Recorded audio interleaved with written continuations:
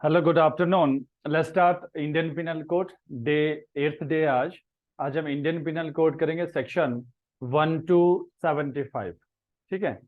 ज्यादा सेक्शन नहीं है ये आपका। इसमें जो 1 to 75 है डेफिनेशन क्लॉज है। ठीक है। और डेफिनेशन क्लॉज वेरी इंपॉर्टेंट। इसमें जो इंपॉर्टेंट टॉपिक है वो है आपका सेक्शन 34 जो आपको मेन पर्पज से आ सकता है। लेकिन फिर भी जैसे पनिशमेंट आपका पता होना चाहिए एक्सेट्रा। सिर्फ एक रीडिंग दे देना इसमें और एमसीक्यूज कर लेना। टेस्ट पेपर 1 और 2 में कवर हो जाएगा शायद, या 3 तक। ठीक है, वो आज आपने कर लेना कवर। देन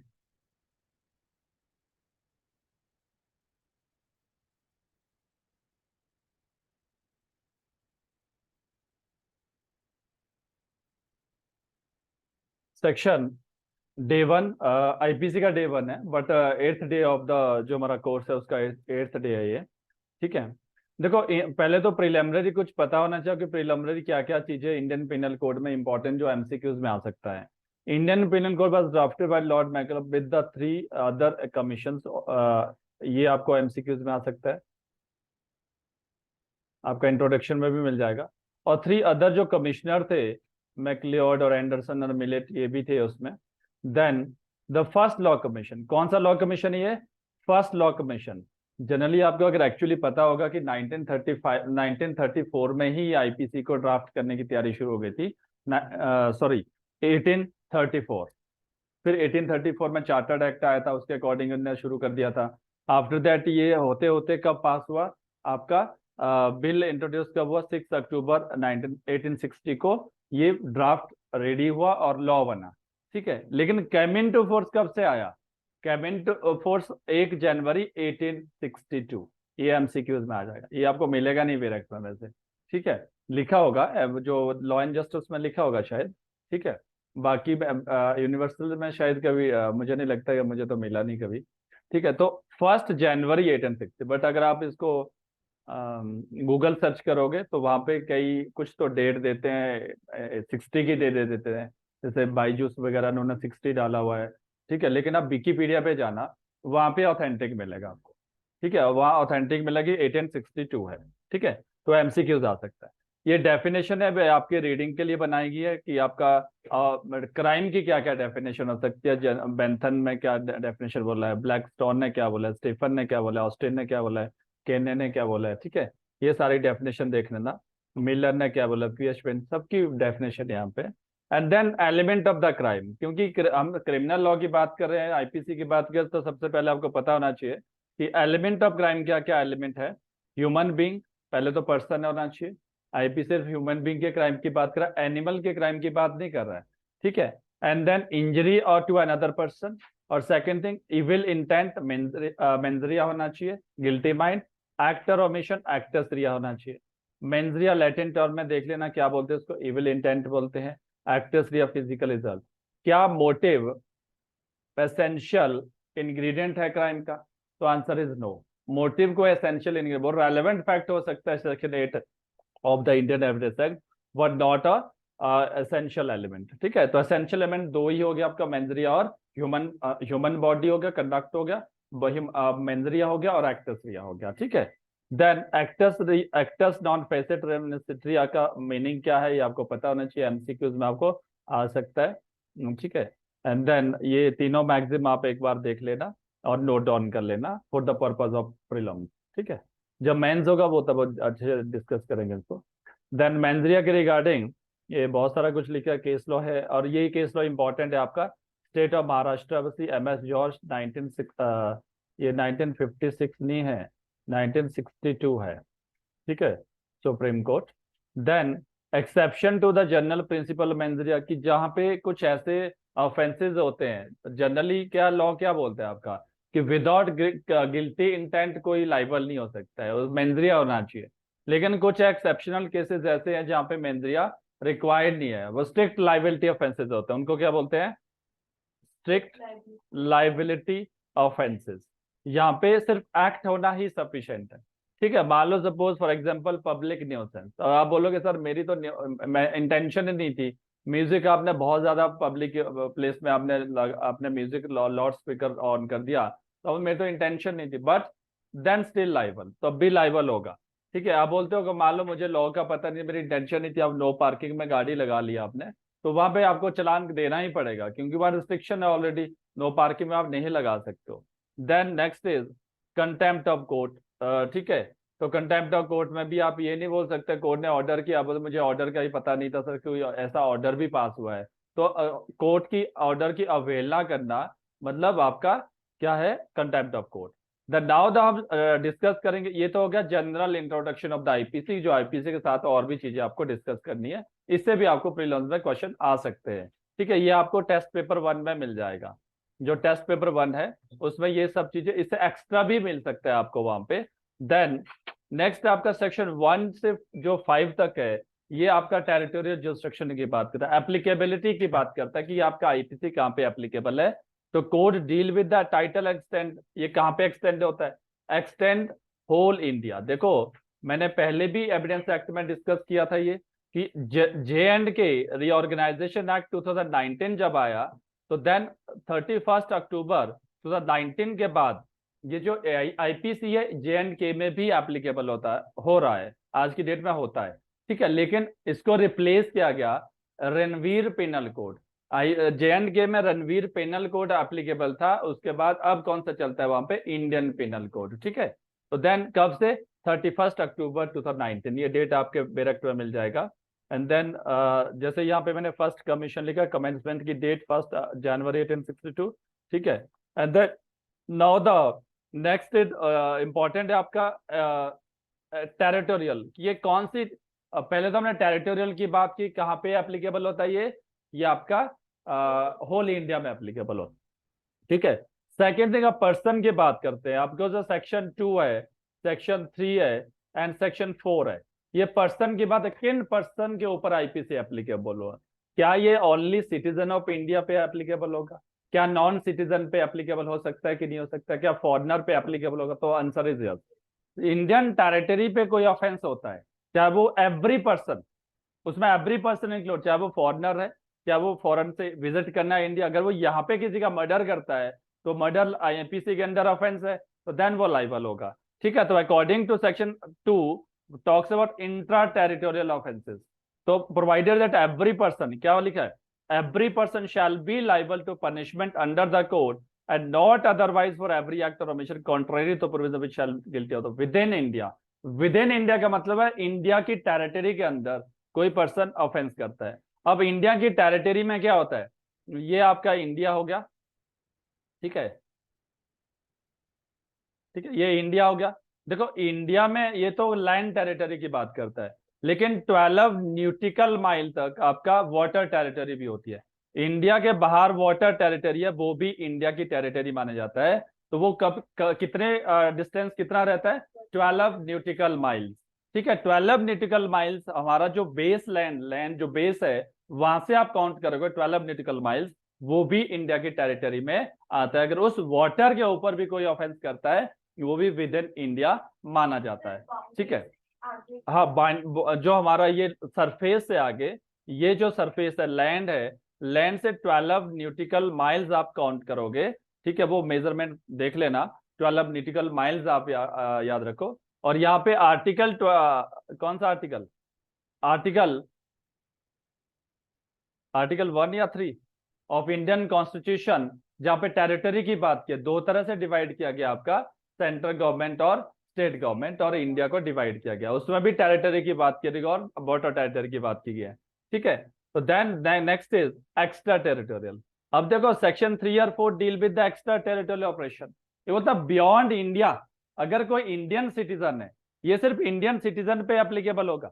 और अगर बियॉन्ड इंडिया कोई इंडियन सिटीजन है, देखो इंडिया में अगर एक बार जन्म हो गया, इंडियन सिटीजनशिप का आपका ऊपर टैग है, तो वो आईपीसी ऑलवेज आपके साथ रहेगी। आप चाहे युगांडा जाओ, आप चाहे फॉरेन जाओ, आप चाहे सिंगापुर जाओ, आईपीसी आपके साथ इंटैक्ट है। ठीक है, अगर वहां पे आप मर्डर करते हो, कहाँ पे, फॉरेन टेरिटरी में, बियॉन्ड इंडिया, तो सेक्शन 4 देखना एक बार उसके लिए। सेक्शन 4 में क्या लिखा है, provided the extension of the code to extra territorial offences, it provides that provision of this code apply also to any offense committed by any citizen of India in any place without and beyond India। या तो without और beyond में से एक ही लिख लेते तो बात एक ही है, विदाउट मतलब इंडिया से बाहर, बियॉन्ड इंडिया भी इंडिया से बाहर है।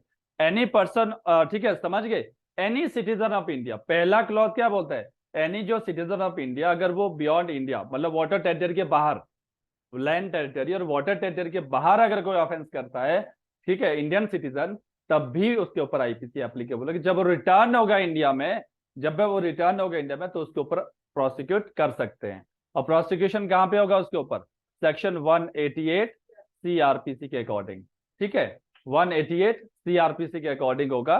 उसके लिए क्या होता है, जहां पे वो मिले वहीं पे टेरिटरी होती है और सेंट्रल गवर्नमेंट की परमिशन लेनी होती है उसके ऊपर, अगर आपने चार्ज फ्रेम करना है, उसको ट्रायल करना है। सेकेंड बोलता है any person on any ship or aircraft registered in India wherever it may be. ये बोलता है कि सेकंड तो एनी पर्सन, सेकंड में क्या होगा, फर्स्ट में सिर्फ सिटीजन ऑफ इंडिया, सेकंड में कोई भी पर्सन चाहे फॉरनर हो। मान लो सपोज हमारा कोई एरोप्लेन है, तो हमारा कोई जहाज है, वो इंडिया से टेक ऑफ किया, कहां पे लैंड किया उसने, मान लो सपोज सिंगापुर गया, ठीक है, अब वो सिंगापुर की लैंड पे है, उस जहाज के अंदर, उस शिप के अंदर या जहाज के अंदर, एरोप्लेन के अंदर कोई ऑफेंस कमिट करता है, बेशक जहां पे भी हो, दुनिया के किसी भी कोने में हो, लेकिन वो रजिस्टर्ड कहाँ है, रजिस्टर्ड विद इन इंडिया है। मान लो सर कई बार क्या फ्लाइट आपने फ्लाई ओवर हाई आपका फ्लाई कर रहा है, ठीक है, तो वो हवा में है, अब वह उस उसमें अगर कोई मान लो एक फॉर एग्जांपल ए फॉरनर है, वीवी फॉरनर है, दोनों फॉरनर है, और ये दोनों इंडियन शिप में यात्रा कर रहे हैं, ट्रेवल कर रहे हैं, किसमें कर रहे हैं, इंडियन शिप में। अब क्या होगा, इन दोनों ने एक दूसरे से लड़ाई शुरू कर दी, तो देन इनके ऊपर आईपीसी एप्लीकेबल होगा according to section 4 clause B. 2 लिखा है, 2, ठीक है, जो भी बेरेक्ट में 2 मतलब, ठीक है। Any person in any place without and beyond India committing offence targeting computer resources located in India. ये बोलता है कि कोई पर्सन बाहर से कोई ऑफेंस करता है, लेकिन जो लोकेशन है वो इंडिया में, जो कंप्यूटर है, कंप्यूटर साइबर अटैक जो होते हैं हमारे, तो वो तब भी इंडिया में ऐसा माना जाएगा कि उसने इंडिया में ऑफेंस किया। अब इसके लिए क्या, ऑफेंस तो देखो उसने बाहर किया, ऑफेंस तो आउट ऑफ इंडिया किया, अब ट्रायल क्या, सब कैसे मानेंगे हम कि वो इंडिया के अंदर है। मान लो सपोज वो सेम ऑफेंस अगर इंडिया के अंदर किया होता, तब तो सेक्शन 2 में जाता, ठीक है। इसके लिए सेक्शन 3 है, लीगल फिक्शन। क्या है, लीगल फिक्शन। हम डीम्ड मानेंगे कि सेम उसने वो सेम जो ऑफेंस उसने बाहर किया, वो ऐसा माना जाए कि जैसे उसने इंडिया के अंदर वो ऑफेंस किया, ठीक है। Provide that any person liable by Indian law to be tried for an offense committed beyond India shall be dealt with according to the provision of this code for any act committing beyond India in the same manner as if such act had been committed within India. In the same manner as if such act had been committed within India. बेशक उसने वो बाहर offence किया, लेकिन उसको कैसे, उसको same manner से उसको ट्राइड किया जाएगा जैसे कि उसने इंडिया के अंदर ही वो ऑफेंस किया है। तो बाय वर्च्यू सेक्शन 3 एक मीडिएटर का काम करता है। ये एक्स्ट्रा टेरिटोरियल को convert into intra territorial.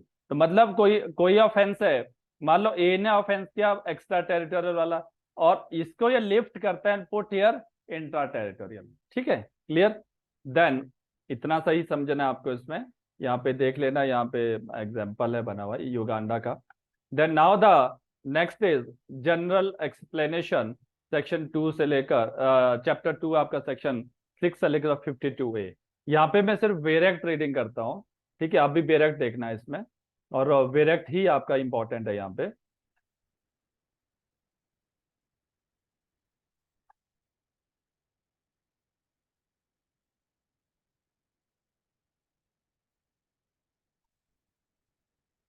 Definition clause आपका इंपॉर्टेंट है, डेफिनेशन क्लॉज में काफी क्वेश्चन आते हैं।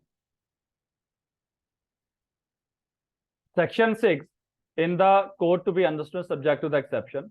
Throughout this code, every definition of offense, every penal provision or every illustration to every such definition or penal provision.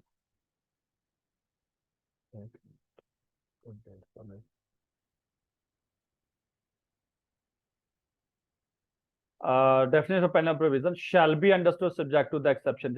ये बोलता है कोई भी हेयर इन आफ्टर जो भी डेफिनेशन एक्सेट्रा वो सब किसके, उसका माना जाए कि एक्सेप्शन उन सब में एप्लीकेबल होगा। बार बार ये डेफिनेशन को डिफाइन नहीं करेंगे पूरे एक्ट में, जो डेफिनेशन है, जो एक्सेप्शन है, उनको हर जगह हर सेक्शन के साथ डिफाइन नहीं करेंगे। एक जगह डिफाइन है, वो सबके साथ पढ़ी जाएगी, उन सभी एक्ट के साथ पढ़ी जाएगी, ठीक है।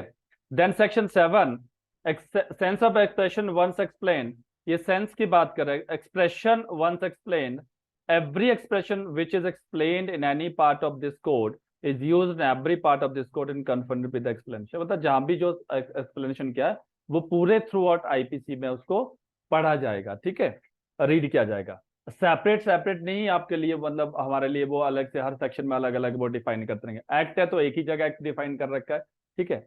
Gender, pronouns he or it is derived are used for any person whether female or female। जहां पे ही वर्ड यूज हुआ होगा वो चाहे फीमेल हो ही फीमेल दोनों के लिए यूज होगा। ही का मतलब शी भी होगा और ही भी होगा, मेल और फीमेल दोनों के लिए। नंबर मतलब unless the contrary appear from the context, word importing to singular number include the plural number and word importing the plural number include the singular number। मतलब अगर जहां पे सिंगुलर नंबर यूज होगा, number मतलब single person के लिए, तो एक भी, वहां दो भी हो सकता है। जहां पे डबल है तो वहां पे सिंगल भी यूज हो सकता है। Man and women, the word man denote a male human being of any age, the women denote a female human. Man मतलब मेल के लिए, फीमेल एनी एज, किसी भी एज की, ठीक है, उसके लिए। जहां पे स्ट्रिक्टेड होगा कि हाँ एज है वो स्पेसिफिक दिया होगा, वहां पे जनरली क्या ला होगा, any as. Person, person include any company associate body of person whether incorporated और नॉट। तो इसमें पर्सन में ये भी इंक्लूड है, क्या है, any company association of body of person whether incorporated not. Public, public include any class of public or in community. Class of public जो सोसाइटी हमारी या फिर कम्युनिटी, वो उसको भी हम पब्लिक बोलेंगे। 13 यहाँ पे है नहीं। Servant of government, the word servant of government denote any officer और सर्वेंट्स कंटिन्यू अपॉइंटेड और employed in India by under authority. जिसको अपॉइंट किया गया, चाहे स्टेट गवर्नमेंट चाहे आपका सेंट्रल गवर्नमेंट है, उसको सर्वेंट ऑफ गवर्नमेंट माना गया। 17 पे आ जाओ। Government word denoted central government or the government of the state, दोनों गवर्नमेंट है। देखो यहाँ पे ना सेक्शन याद रखना, उसकी हेडिंग याद रखना। कई बार ऐसे बोले गवर्नमेंट कहाँ पे डिफाइन है, ठीक है। India, India means the territory of India excluding the state. यहाँ पे इन्होंने अमेंडमेंट नहीं किया, बट आपने वही लेना कि जम्मू एंड स्पेसिफिक एक्ट है तो वहां पे आउट ऑफ इंडिया ये एप्लीकेबल नहीं होगा। तो जम्मू एंड कश्मीर भी यहाँ इंक्लूडेड होना चाहिए, बट यहाँ पे इन्होंने अमेंड नहीं किया। जज, द वर्ड जज denote not only every person who is officially designated as a जज। मतलब जज वो सभी नहीं होते जिसको ऑफिशियली डेजिग्नेटेड जज दे दिया। जज किसको बोलेंगे, but also every person who is empowered by law to give any legal proceeding, civil और क्रिमिनल और डेफिनेटिव जजमेंट और judgment which if not appealed against would be definite or judgment which if confirmed by some other authority would be definite। मतलब जिसको judgement देने की power है उसको हम क्या बोलेंगे, जज बोलेंगे। सिर्फ यही नहीं कि डेजिग्नेशन जज बन गया तो आप सीधे जज, उसको जज बोलेंगे। According to for the purpose of this act, who is one of the body person, one of the body और person which body of person is empowered by law to give such a judgment। जो judgement देने को वो उसी को हम क्या बोलेंगे, जज बोलेंगे। जैसे अ कलेक्टर, हाँ अब बट आपने बेरक में चेंज नहीं किया तो आपने ऐसे ही जाना, अगर सेक्शन 18 में होगा तो उसमें लिख रहा है एक्सक्लूडिंग, नंबर उसी के मिलेंगे, ठीक है। Then a collector exercising jurisdiction in a suit under, इतना इज अ जज। अगर वो देख लेना यहाँ पे एक्ट 1859 में, अगर वो जज है। ये जो लिस्टेशन है ये जरूरी पढ़ना, इसी लिस्टेशन में क्वेश्चन आएगा, बाहर से कुछ नहीं आ सकता है, ठीक है। A magistrate exercising jurisdiction in respect of a charge on which he has power to sentence or fine imprisonment with or without appear is a judge, उसको भी जज बोलेंगे। A member of panchayat which has power under regulation, जो भी act है ये, Madras code, to try determine suit is a judge। मतलब अगर पंचायत को जो मेंबर उसको पावर दे रखी होगी ना, ठीक है, ताकि वो डिसाइड कर सके कुछ मैटर को, तो उसको भी हम जज बोलेंगे। A magistrate exercising jurisdiction in respect of charge on which he has power only to commit for trial to another court is not a judge। मतलब इसके बाद जजमेंट देने की पावर नहीं, इसको क्या है, सिर्फ कमिटल करने की पावर दे रखी है, उसको जज हम नहीं बोलेंगे। Then now the court of justice, the word court of justice denote a judge who is empowered by law to act judicially alone, or a body of judge which is empowered by law to act judicially as a body when such judge or body judge is acting judicially। मतलब जब कोई person judiciary act करता है उसको हम क्या बोलेंगे, court of justice. तो यहाँ पे ये एग्जांपल भी देख लेना आपने। Public servant, what public servant is not a person following under any of the description, ये तो आपको याद करना पड़ेगा। ठीक है, इसमें बहुत सारे पॉइंट है। एवरी जो कमीशन ऑफिसर होते हैं मिलिट्री नेवल पब्लिक सर्वेंट है। एवरी जज क्या है, पब्लिक सर्वेंट है, including person power by law to discharge whether the himself etcetera. Every officer court of justice भी आपका पब्लिक सर्वेंट है। Every jury man, accessory, member of panchayat, assisting court of justice public servant है। ठीक है, ये list एक दो बार read करोगे तो आपको याद रह जाएगा। एवरी आर्बिट्रेटर और अदर पर्सन, ये भी पब्लिक सर्वेंट है। Every person hold office and virtue of the empower to place और कीप एनी पर्सन कन्फाइनमेंट। ठीक है, तो ये लिस्ट देख लेना आपने, ये एक बार आपने रीड करना। और municipal commissioner is a public servant, ये भी देख लेना, ये आपको एमसीक्यूज में आ सकता है और आया हुआ भी है। ठीक है, then person following under any above description are public servant whether appointed by the government और नॉट। ठीक है, लेकिन जो इसमें चाहे वो अपॉइंटेड गवर्नमेंट के थ्रू अपॉइंटेड है चाहे नहीं है, पर वो लिस्ट के अंदर अगर दे रखा है तो उसको हम पब्लिक सर्वेंट बोलेंगे। ठीक है, ये तीनों देख लेना यहाँ पे। Movable property, the word movable property are intending to include corporeal property of every description except land, things attached to the earth and permanently fastened to the anything attached to the earth। तो land जो है immovable property था वो movable नहीं होता है, land भी आपका इमूवेबल होता है, रिमूवेबल नहीं होता है। ठीक है, the next is wrongful gain। wrongful gain is gain by unlawful, that is very important here, property to which the person gaining is not legally entitled। ये बोलता है रॉन्गफुल गेन मतलब गलत तरीके से अगर कोई प्रॉपर्टी आप एक्वायर करते हो और जिसके लिए आप एंटाइटल नहीं हो, दैट वो क्या है, रॉन्गफुल गेन। मतलब और रॉन्गफुल लॉस क्या हो गया, wrongful loss is the loss by unlawful means of property to which the person losing it to be legally entitled। तो मतलब जो लीगली इंटाइटल उसकी प्रॉपर्टी लॉस हो जाती है और वो किसी ने रॉन्गफुल गेन कर ली, तो वहां पे वो क्या होगा, रॉन्गफुल लॉस। फॉर एग्जाम्पल मान लो सपोज ए ने थेफ्ट कमिट किया, इसने आईफोन थेफ्ट किया किसका, बी का। अब अपने लिए क्या किया इसने, क्या आईफोन किसका है और प्रॉपर्टी किसकी है, बी की। किसकी पोजीशन में, बी की, तो B is entitle to entitle the property. ठीक है, वो एंटाइटलमेंट है उसका। ए के पास एंटाइटलमेंट नहीं है, बट उसने कैसे एक्वायर की प्रॉपर्टी, बाय अनलॉफुल मीन्स। तो मतलब वो रॉन्गफुल गेन हो गया, और जो उसको लॉस हुआ किसको, बी को, अनलॉफुल, वो रॉन्गफुल लॉस हो गया। ठीक है, देन इसको दोनों डेफिनेशन को अगर हम क्लब टुगेदर करेंगे यहाँ पे, gaining wrongful, losing wrongfully, person is said to be gained wrongfully when such person retain wrongfully as well as when such person acquire wrongfully। A person is said to lose wrongfully when such person is wrongfully kept out of the property as well as such person wrongfully deprived of the property। ठीक है, then dishonestly, section 24, whoever does anything with the intention of causing wrongful gain to one person or wrongful loss to another person is said to do dishonestly। मतलब जो wrongful gain to अपने लिए, wrongful loss to other person, उसको क्या बोलेंगे हम, dishonestly। और dishonestly is a menzria, जो कि आपके थेफ्ट वगैरह में आपका काम आता है। ठीक है, dishonestly intention। Then fraudulently, a person is said to do a thing fraudulently if he does that thing with intent to defraud but not otherwise। मतलब किसी के साथ डिफ्रॉड कर रहा है, दैट इज मतलब फ्रॉड कर रहा है, आपका defraud, but not otherwise, that is fraudulently.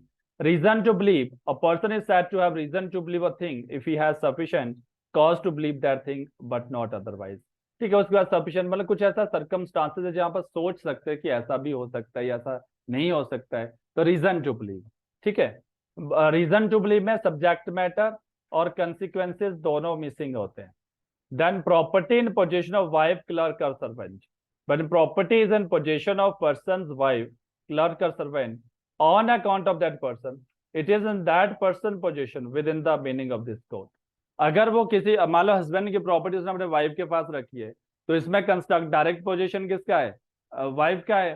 Constructive position किसका माना जाएगा, हस्बैंड का माना जाएगा। ठीक है, then a person employed temporarily or on a particular occasion of the capacity of a clerk or servant is a clerk or servant within the meaning of। आपने चाहे 10 दिन के लिए भी किसी को रखा है सर्वेंट, तो वो इसी सेक्शन के एक्सप्लेनेशन में फॉलो हो जाएगा। Section 20 counterfeit, a person is said to be, एक कॉइन वगैरह में आपका काम आता है, कॉन्ट्रोफिट होता है रिजेम्बलेंस में। ठीक है, who causes one thing to resemble another thing intending by means of that resemblance to practise deception or knowing it to likely that deception will thereby be practised. It is not essential to counterfeiting that imitation should be exact.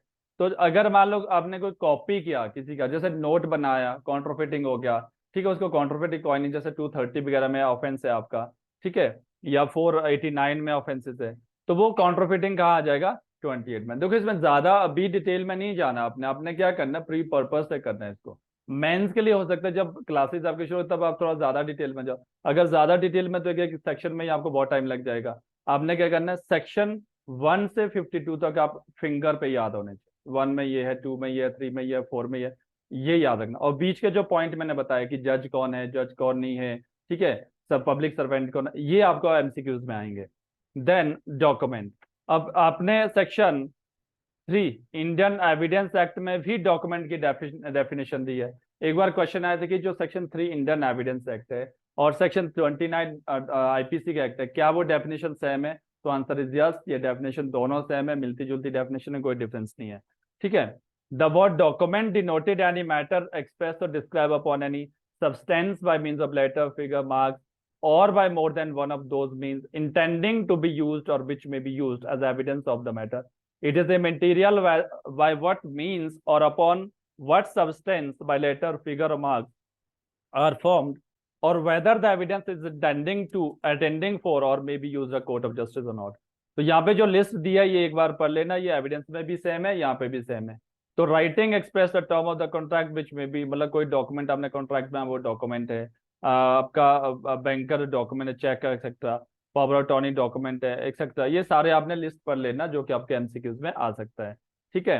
Then electronic record, word electronic record ये देख लेना, amendment कब हुआ था आपका, 2000 में amendment हुआ था ये, जब आईटी एक्ट आया था। Have the meaning of assign to cause in the subsection 1 information. कई बार आपको क्वेश्चन पूछा जाता है कि सेक्शन 29 ए में इलेक्ट्रॉनिक रिकॉर्ड आईटी एक्ट का कौन सा सेक्शन है, रेफरेंस कौन से सेक्शन का है, तो कौन से सेक्शन का, सेक्शन 2 क्लॉज 1 टी, ठीक है। तो ये एमसीक्यूज में आ सकता है। Valuable security, the word valuable security not a document which is purported to be document whereby legal right is created, extend, transfer, restricted, extinguish. तो कोई डॉक्यूमेंट है, मान लो सेल डीड बनाया आप, सेल डीड जैसे ही एग्जीक्यूट कर दिया और रजिस्टर्ड हो गया तो ये वैल्यूएबल हो जाती है। ये क्या करता है, राइट क्रिएट करते हैं in the favour of the seller, तो प्रॉपर्टी ट्रांसफर हो जाती है, इसको वैल्यूएबल सिक्योरिटी बोलेंगे, ठीक है। या कोई जैसे चेक वगैरह हो गया आपके, बिल ऑफ एक्सचेंज वगैरह, वो भी वैल्यूएबल सिक्योरिटी में आ जाएगा, ठीक है। A will, the word will denote any testamentary document, जो भी non testamentary document not a will, तो विल क्या होगा, testamentary document. Word referring to act including illegal omission, तो यहाँ पे जो एक्ट है, देखो एक्ट जहां भी आईपीसी के अंदर एक्ट आपका यूज होगा, एक्ट के आगे कभी भी इलीगल नहीं होता है, लेकिन ओमिशन के आगे ऑलवेज प्रीफिक्स रहता है इलीगल, क्योंकि समझ गए, एक्ट पॉजिटिव एक्ट होता है। मान लो ए ने मान लो suppose for example B terrace पे खड़ा है, बी टेरेस पे खड़ा है, ए पीछे से आता है और वो उसको पुश करता है, उसने एक्ट किया, पुशिंग एक्ट किया, उसका कंसिक्वेंसेस क्या हुआ, जो भी कंसिक्वेंस, अगर डेथ हुई बी की तो डेथ हो गया, तो death actus reus, act is not actus reus, consequences of human conduct का जो consequence that is actus reus. तो एक्ट मतलब यहाँ पे आपका ऑलवेज पॉजिटिव एक्ट हो सकता है, नेगेटिव एक्ट हो सकता है, वो डिपेंड करता है कि पर्सन क्या एक्ट कर रहा है। अगर वो एक्ट आपका पनिशेबल है यहाँ पे आईपीसी के अंदर, उसका कंसिक्वेंसेस पनिशेबल है। ओमिशन ऑलवेज क्या रहता है, इलीगल रहता है। ओमिशन सिंगल ओमिशन नहीं होता है, ओमिशन ऑलवेज आपका इलीगल होगा। क्यों? क्योंकि ओमिशन में बर्डन ऑफ प्रूफ ग्रेटर रहता है, बिकॉज ओमिशन जनरली क्या होता है, ओमिशन में ये होता है कि कोई पर्सन है जो ड्यूटी बाउंड है।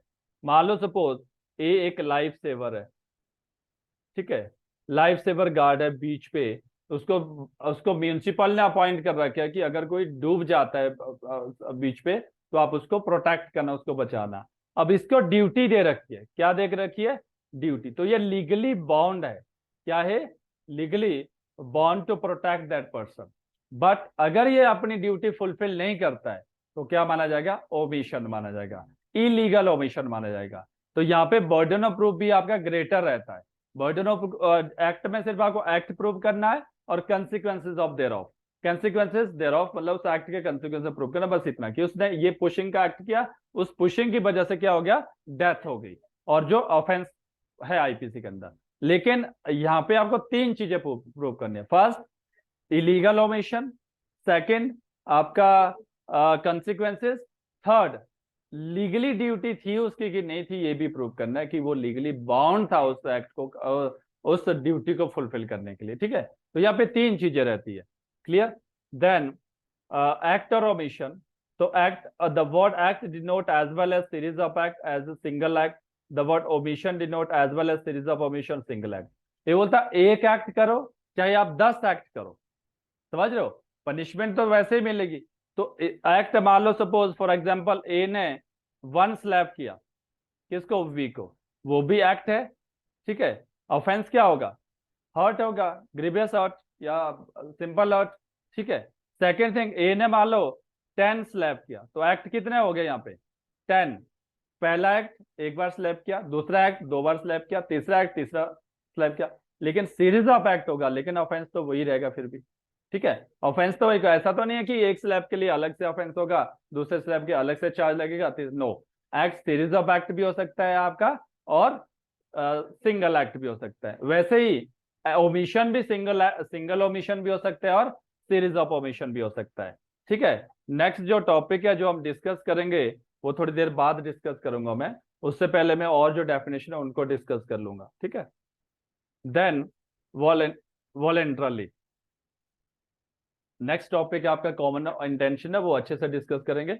वॉलेंट्रली, तो वॉलेंट्री भी, जहां भी वॉलेंट्रली वर्ड, वॉलेंट्री मतलब इस डिजायर, इच्छा से, अपनी इच्छा से।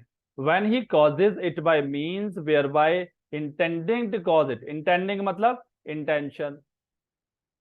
ठीक है, और और by means which at the time of employ, those means he knew, knew मतलब नॉलेज, और had reason to believe to likely to cause it. जहां भी वॉलेंटरी वर्ड आता है आपका, कहां पे, आईपीसी के अंदर, तो उसका मतलब क्या है कि वो इंटेंशनली भी हो सकता है, नॉलेजेबल, नॉलेज भी हो सकता है, नोइंगली, और रीजन टू बिलीव भी। अगर सिंपल आए, intending, a intend to cause the death of B, तो पता है कि इंटेंशन है, ओनली इंटेंशन है। ए हैज नॉलेज, ठीक है, तो मतलब पता है नॉलेज है, लेकिन ए वॉलेंटरली इंटॉक्सिकेशन, ठीक है, तो वहां पे वॉलेंटरी मतलब इंटेंशनली भी हो सकता है, इन तीनों में से इधर में से कुछ भी हो सकता है, रीजन टू बिलीव भी हो सकता है, इंटेंशन भी हो सकता है, नॉलेज भी हो सकता है। ठीक है, बस इतना ही समझो। देन 40 द, अगर आपको पूछे ऑफेंस कहाँ पे है, इंडियन पिनल कोड में कभी भी क्राइम वर्ड यूज नहीं हुआ है, आईपीसी में ओनली ऑफेंस वर्ड यूज हुआ है। ठीक है, जब भी आप आईपीसी क्वेश्चन आंसर लिखते हो या डिक्टेशन लिखते हो, उसमें ऑफेंस लिखना आंसर में, क्राइम नहीं लिखना। क्राइम आपका अदर लॉ में यूज हो सकता है, आपका डोरिया एक्ट में हो सकता है, एनडीपीएस एक्ट में हो सकता है, लेकिन यहाँ पे सिर्फ ऑफेंस वर्ड यूज हुआ है, तो ये जनरल लॉ है आपका, penal provision. Except in the chapter and section mention in clause 2 and 3, this section what offence did not things made punishable by this court. Offence, ठीक है, ये बोलता है कि जो पनिशेबल बाय दिस कोर्ट, वही एक्ट ऑफेंस होगा। ठीक हो, सभी एक्ट ऑफेंस ऑफेंस नहीं होंगे। और पनिशमेंट किसके लिए मिलेगी आपको, जो जो पनिशेबल होगा। तो एक्टस रिया में भी क्या होगा, जो पनिशेबल होगा वही आपका ऑफेंस होगा। ह्यूमन कंडक्ट का जो कंसिक्वेंसेस है declare punishable according to IPC, उसी को हम क्या बोलेंगे, ऑफेंस बोलेंगे। क्या कोई एक्सेप्शन है कि जो पनिशेबल नहीं और एक्ट है? ठीक है, अबडक्शन, देखो आईपीसी के अंदर एक ऐसा सेक्शन है अबडक्शन, सिंपल अबडक्शन एक्ट। मान लो सपोज फॉर एग्जांपल, आपकी क्लास ओवर होने के बाद शीला चौक पे गाड़ी का वेट कर रहे थे, अब गाड़ी वाला आगे, आपने हाथ दे दिया गाड़ी वाले को, ठीक है, उसने गाड़ी में बैठा लिया। अब आपने को पूछा कहाँ जाना है, मुझे जाना धर्मशाला तक, मुझे कोतवाली तक छोड़ दो। ठीक है, उसने कोतवाली में गाड़ी नहीं रोकी, उसने कोतवाली में गाड़ी ने, उसने अबडक्शन कर लिया, आपका अबडक्ट कर लिया। उसने कहा उतार दिया आपको मैकलोडगंज, और छोड़ दिया, खुद चला गया, कुछ नहीं किया, छोड़ दिया और खुद चला गया। क्या उसने कोई ऑफेंस किया? अबडक्शन तो नहीं किया उसने। अब क्योंकि अबडक्शन पनिशेबल ही नहीं है आईपीसी के अंदर, जो एक्ट पनिशेबल होगा वही ऑफेंस होगा। लेकिन यस, कन्फाइनमेंट हो सकता है वहां पे, क्योंकि आपको चारों तरफ से कन्फाइन कर रखा था उसने, आपके किसी भी दिशा में बाहर गए तो बाहर गिर के मर भी सकते हैं, ठीक है, डेथ भी हो सकती है, कन्फाइनमेंट का, लेकिन अबडक्शन नहीं है। एक्ट क्या किया उसने, अबडक्टिंग एक्ट किया। लेकिन अगर मान लो वो मोलेस्टेशन करता है तब वो ऑफेंस हो सकता है, या एग्रोवेटेड ऑफेंस, मान लो मर्डर करता है, अबडक्शन करने के साथ मर्डर करता है तब वो ऑफेंस हो सकता है, या रेप कमिट करता है तब वो ऑफेंस हो सकता है। अदरवाइज अब सिंपल अबडक्शन गुड पर्पज के लिए कोई ऑफेंस नहीं है आईपीसी के अंदर। तो समझ गए, आईपीसी के अंदर ऑफेंस किसको बोलेंगे, जो पनिशेबल है, जो एक्ट पनिशेबल है। अगर मान लो डिफाइन है और पनिशमेंट नहीं है, अबडक्शन डिफाइन है आईपीसी के अंदर लेकिन सिंपल अबडक्शन के लिए पनिशमेंट नहीं है। जैसे किडनैपिंग डिफाइन है, जैसे आपका थेफ्ट है, थेफ्ट डिफाइन कहाँ पे 378 में, पनिशेबल क्या है 379 में, तो थेफ्ट पनिशेबल है और वो ऑफेंस है। समझ गए। देन ये बाकी बोलता है ये कि जो ये वाले सेक्शन है और ये जो थर्ड वाले सेक्शन है, ये लोकल और स्पेशल एक्ट में भी ऑफेंस माने जाएंगे। अगर वहां से लोकल और आपका जो स्पेशल एक्ट आईपीसी में तो है ही है, ये जो सेक्शन है क्लॉज 2 है, ये लोकल और स्पेशल एक्ट में भी ऑफेंस आपके माने जाएंगे। लोकल कौन से एक्ट होता है, जो आपका लोकल टेरिटरी में एप्लीकेबल होता है, स्पेशल में जो स्पेशल पर्टिकुलर सब्जेक्ट मैटर पे होते हैं। ठीक है। देन स्पेशल लॉ, इसके बाद देखो सीधे आगे आपका special law. Special law 41, special law is law applicable to particular subject matter. जैसे पोक्सो है आपका पर्टिकुलर सब्जेक्ट मैटर वुमेन से रिलेटेड है, जो लेस देन 18 ईयर्स है, तो वो आपका स्पेशल लॉ हो गया। एनडीपीएस सब्जेक्ट मैटर आपका वो भी स्पेशल लॉ हो गया। ठीक है।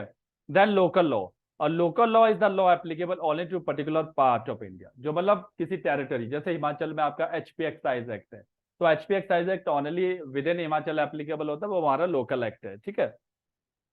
इलीगल एंड लीगली बॉर्न टू डू, अब इलीगल की डेफिनेशन कहां पे, 43 में। The word illegal is applicable to everything which is an offence or which is prohibited by law or which furnishes ground for civil action. A person is said to be legally bound to do whatever it is illegal to in him to omit। ये बोलता है कि यहाँ पे act और omit दोनों चीजें आ गई है।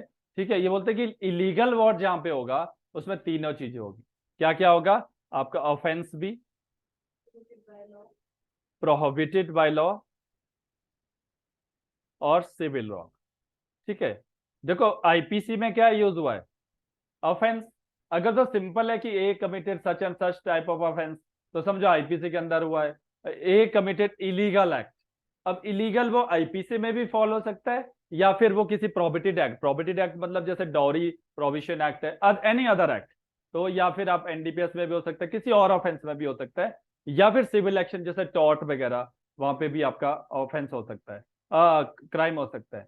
तो अब अगर इलीगल वर्ड यूज हुआ है किसी सेक्शन, जैसे आपका कौन क्रिमिनल कॉन्स्पिरेसी में इलीगल वर्ड यूज हुआ है कि agreement for illegal act, illegal act को करने के लिए एग्रीमेंट हुआ, तो इलीगल एक्ट में तीनों चीजें आ जाएगी।